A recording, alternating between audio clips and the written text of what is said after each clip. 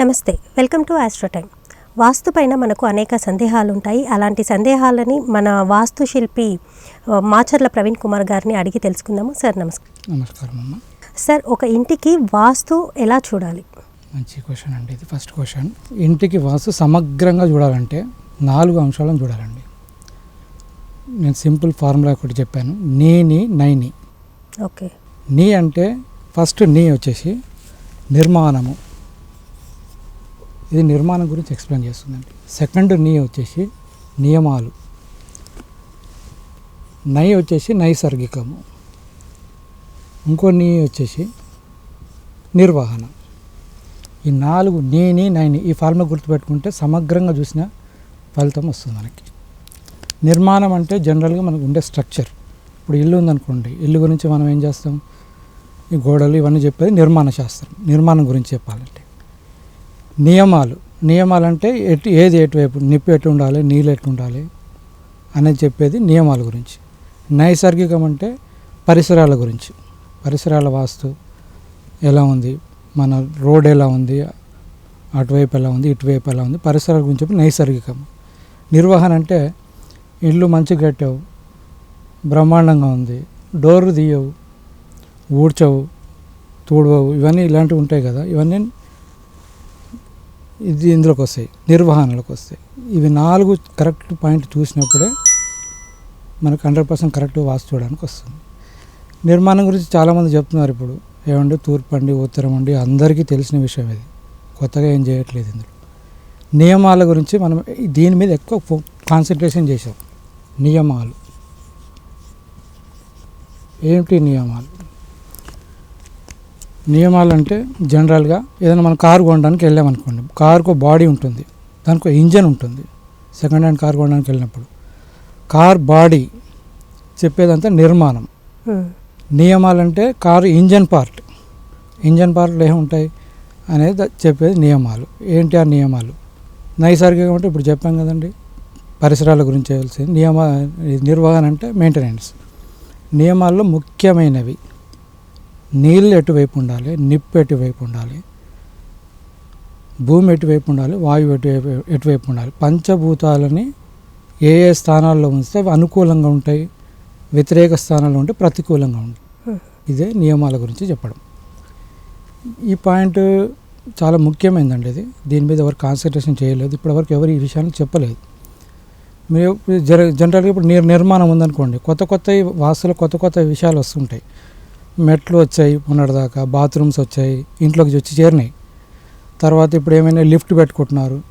ఇవన్నీ నిర్మాణం కరెక్ట్గా మనం ఆ పాయింట్ ఏ ప్లేస్లో పెట్టాలని చెప్పాలంటే నియమాలు, ఫండమెంటల్స్కి వెళ్ళాలి. మనం ఫండమెంటల్స్కి వెళ్ళినప్పుడే ఆ విషయం అనేది కరెక్ట్గా సమగ్రంగా మనకు అర్థమవుతుంది. బేసిక్స్కి వెళ్ళాలి. ఈ బేసిక్స్ ఏంటనేది మనం చూద్దాం ఈరోజు.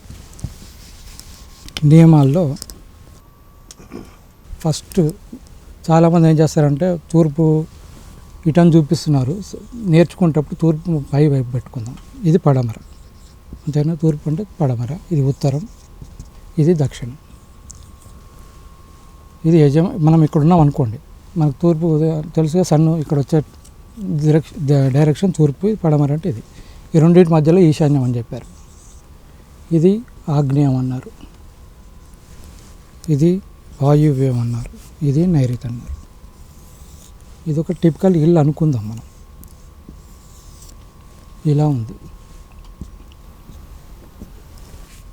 ఇది ఇప్పుడు పంచభూతాలకు వీటిని ఎట్లెట్లా ఆపాదన చేయాలి అంటే, ఇప్పుడు నైరుతి ఉంది, నైరుతిలో భూమి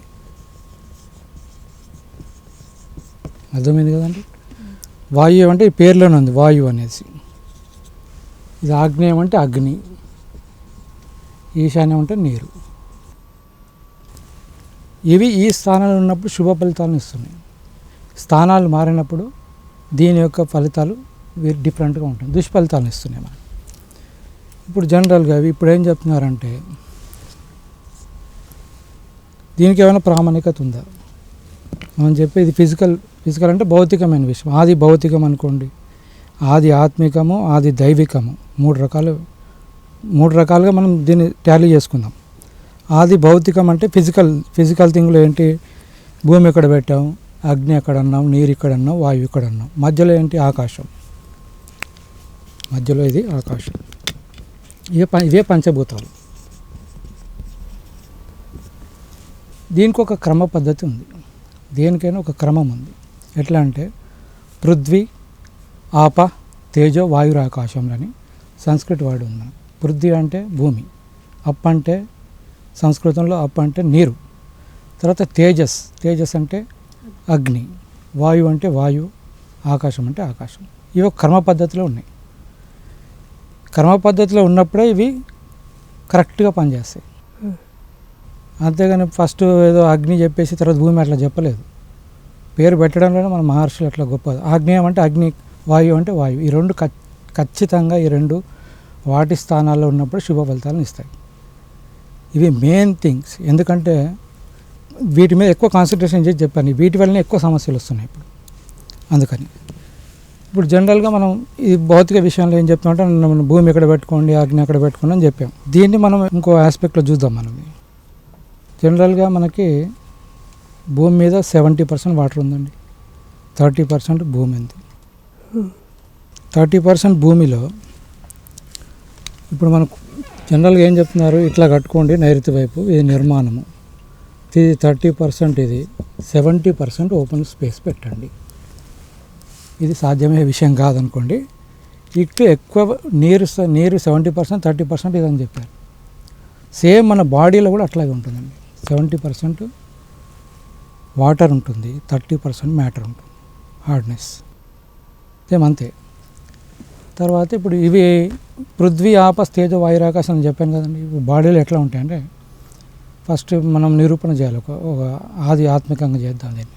కింద మన మూలాధారం ఉంటుంది. మూలాధారం అంటే అది భూతత్వానికి సంబంధించి. దానిపైన నీళ్ళు ఉంటాయి, అది జలతత్వం. జలతత్వం అంటే ఇప్పుడు యూరిన్ అనుకోండి, యూరిన్ బ్లాడర్ అనుకోండి, జలతత్వానికి సంబంధించి. దానిపైన అగ్నితత్వానికి సంబంధించింది. అగ్ని అంటే మనం ఏదైనా తింటే మొత్తం జఠరాగ్ని. అగ్ని అంటే ఇక్కడికి దానిపైన ఉండే స్థాయి. ఆ పై స్థాయి వచ్చేసి వాయువు. వాయువు అంటే మన ఊపిరితిత్తులు ఉన్నాయి కదా, వాయువు. దానిపైన మనం మాట్లాడుతున్నాం కదా స్వరం, అది ఆకాశం. పృథ్వీ, ఆప, తేజ, వాయువు, ఆకాశం. ఈ సీక్వెన్స్ కరెక్ట్గా వచ్చేసింది మనకి. ఇవి కూడా ఆ స్థానాల్లో అంటే ఇది టూ డైమెన్షన్ అనుకోండి. ఈ స్థానంలో ఇవి ఉంటే కరెక్ట్గా ఉంటాయి. అవి కొంచెం పెరిగినా తగ్గినా ఇవి ఇబ్బంది చేస్తాయి. ఏది ప్రపంచంలో ఉందో అది మనలో ఉంది, మనలో ఏముందో అదే ప్రపంచంలో ఉంది. ఫర్ ఎగ్జాంపుల్ బీచ్ దగ్గరికి వెళ్ళాం అనుకోండి, కింద ఏముంటుంది? కింద భూమి ఉంటుంది. అంటే భూమి ఫస్ట్ వచ్చేసింది, దానిపైన నీళ్ళు ఉంటాయి, తర్వాత అగ్ని, తర్వాత ఒక స్టేజ్ వరకు అగ్ని వస్తుంది, తర్వాత ఆక్సిజన్ ఉండదు కాబట్టి వాయువు ఉంటుంది, తర్వాత ఆకాశం. ఇవే పంచభూతాలు ఉన్నాయి. అవే పంచీకృతం చేయడమే ఈ శరీరం ఏర్పడ్డది. శరీరం లాంటిది ఇల్లు కూడా.